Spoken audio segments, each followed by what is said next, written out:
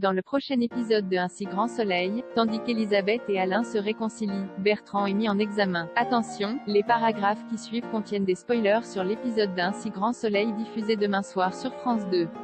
Si vous ne voulez rien savoir, ne lisez pas ce qui suit.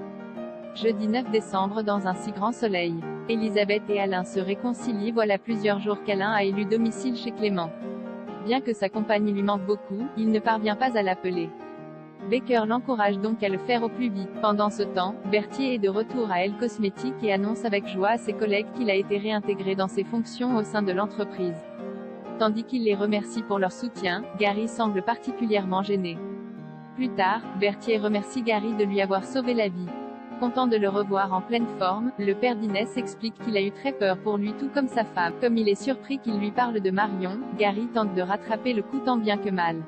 Non loin de là, Myriam présente à Elisabeth une liste de candidats potentiels pour la remplacer au poste de standardiste. Dans la mesure où elle lui fait totalement confiance, la femme d'affaires préfère la laisser gérer seule. Au cours de la discussion, Myriam finit par lui avouer qu'elle n'était pas certaine de prendre le poste de chargée de marketing à cause de l'histoire avec Berthier. Cependant, le fait que sa patronne soit revenue sur sa décision lui a finalement redonné confiance. En fin de journée, Elisabeth rejoint Alain à l'hôpital. En rentrant, le couple parle à cœur ouvert et Elisabeth raconte qu'elle ne se remet pas du départ de Julien. Elle reconnaît ensuite que son compagnon a bien fait de réagir de la sorte puisque cela lui a permis de prendre conscience qu'elle avait perdu pied. Désormais, Elisabeth a compris qu'il fallait qu'elle lâche Elle Cosmétiques et souhaite organiser sa sortie. Alain promet alors d'être là pour elle avant de l'embrasser tendrement pour sceller leur réconciliation. La bonne humeur étant revenue chez les Bastides, Arthur, Alain et Elisabeth passent un bon moment ensemble autour d'un repas. Bertrand est mis en examen au commissariat. Bertrand est entendu par la police en présence de son avocat. S'il confirme avoir demandé à Joël d'écrire les lettres anonymes, l'ex-mari d'Alix nie le meurtre d'Ariane. Lorsque Yann cherche à comprendre ce qui se cache derrière ce chantage, Bertrand répond tout simplement qu'il a fait cela pour embêter son ex-femme. Étant donné que son client était aux États-Unis au moment du meurtre d'Ariane, Maître Lebar réclame que sa garde à vue soit levée sur le champ. Plus tard, Élise, Yann et Baker font le point sur l'enquête. Même si l'alibi de Bertrand est solide, les policiers le soupçonnent d'avoir tué Ariane avec la complicité de Joël. Peu après, Bertrand est donc déféré devant la juge Alphand. Ce dernier explique alors qu'il a eu l'idée de faire suivre son ex-femme en saisissant que son divorce allait être compliqué.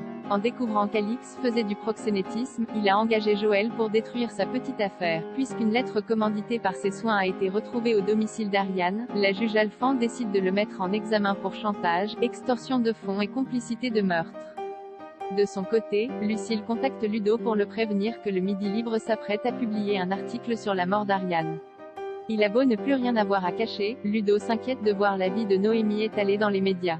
Peiné, il en vient à regretter d'avoir été escorte et de faire du mal aux personnes qu'il aime. En parallèle, Noémie reçoit un appel de Raphaël qui l'a prie de passer chez le notaire le lendemain pour signer des papiers pour le magasin. Après avoir accepté, la jeune femme confie à l'amie de sa mère qu'elle pense beaucoup à Ludo. Mais pour Raphaël, elle devrait garder ses distances avec celui qui a foutu sa vie en l'air. À la coloc, Marilyn raconte toute l'histoire à Gary et semble terriblement d'avoir mis son colocataire dans cette situation pour l'aider à payer les travaux de l'appartement. La nuit tombée, tout le monde est réuni à la coloc pour prendre l'apéro. Tandis que le moment est convivial, Ludo semble quant à lui particulièrement triste. Il prend alors son vélo et se rend chez Noémie qu'il observe au loin sans oser l'aborder.